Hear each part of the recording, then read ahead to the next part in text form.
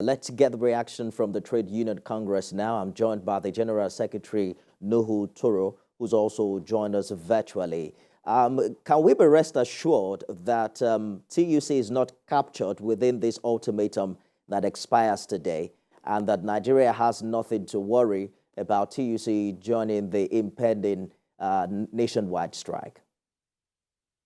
Well, thank you very much for having me. The TUC, like you heard in our briefing, is quite optimistic that there is light at the end of the tunnel. But however, we need in concrete terms, within this time frame of 1 week, to understand the direction on critical observations and demands we've raised. For instance, in the immediate, the wage award for the working people, transportation, and the issue of CNG. So those are the low-hanging fruits that we expect Mr. President to speak on as soon as he comes back and as soon as they have their Federal Executive Council meeting. But you have been meeting with the federal government. Are you saying there hasn't been any significant progress in this regard, particularly some of the issues you've raised? Well, it would be very unfair to say there have been no significant progress, because when you don't discuss, you don't cross the T's and dot the I's. It is only on negotiating table that you will be able to ascertain what the issues are and proffer solution. So in our mind, the Trade Union Congress of Nigeria is making progress because we are talking. There is no deadlock. There is no breakdown in communication. It is when that happens that you can assume that nothing concrete is on the table. So what precise issues do you have with the Lagos state government? Because we're hearing that you are planning a protest in Lagos on Monday to register your displeasure over the ban on one of your affiliate unions.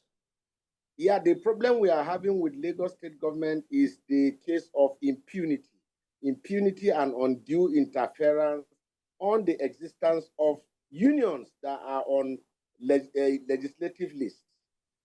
So the law of the Federal Republic of Nigeria bars state government from interfering on items enlisted on the exclusive legislative list of our constitution, which suggests that the Lagos state government has no business in banning the existence of RTEAN, our affiliate in Lagos state. It also infringes on their fundamental human right and Article 40 of the Nigerian Constitution that guarantees your right to belong to any organization you wish to. And Nigeria has also ratified Article 87 and 98, freedom of association and right to unionize, which is being negated by the Lagos state government. To be precise, on the 28th April 2023, His Lordship, Justice M.N. Esowe, at the National Industrial Court in Lagos, ruled that the Lagos state government have no business in interfering on the existence or operations of RTEAN, affiliate of TUC in Lagos state. And therefore, the Lagos state government should hands off and return all the properties that were taken away from the RTEAN office, including 2 buses belonging to the Trade Union Congress of Nigeria. So again, on the 22nd May 2023, we wrote the Lagos state governor. We went to present a letter of demand requesting that the court judgment should be respected. That was not respected, and that turned to a deaf ears. So in June of the same year, we also wrote, and I can tell you that we have made wide consultation. We have consulted a lot of people. We've written a letter to the Inspector General of Police, putting him on notice. We had also complained officially to the Minister of Labor, drawing his attention to the unfair labor practice. So was it that the Lagos state government did not reply to your letters and did not respond to your complaints at all? We may have lost connection with Nuhu Toro. He is the General Secretary of the Trade Union Congress. We're following very closely developments between the labor union and the Lagos state government, particularly with the ban on the Road Transport Employers Association of Nigeria. TUC is saying that it's going to begin a protest on Monday, and afterwards it's also going to down tools with all of its members within the state government. We're also going to probably get a reaction from the state government in the course of our story, perhaps next week. Mr. Toro is back. I was asking if you got any response at all from the Lagos state government in this regard. Currently, we have written the Lagos state government 3 letters with no acknowledgement whatsoever. And that is why we have put the Director SSS, the National Security Advisor, and the Inspector General of Police on notice to provide security for the Trade Union Congress and all our affiliates, including our civil society coalition, that by Monday we will be in Lagos, and we have directed all our affiliates to relocate to Lagos. So what happens after the protest on Monday, Mr. Toro? There are several layers in fighting for our right, in ensuring that right things are done under the law. So this is the first step. We will do mass protests in Lagos, but in the event if this does not yield any result, certainly we will declare a total shutdown in Lagos. And precisely what are you asking for?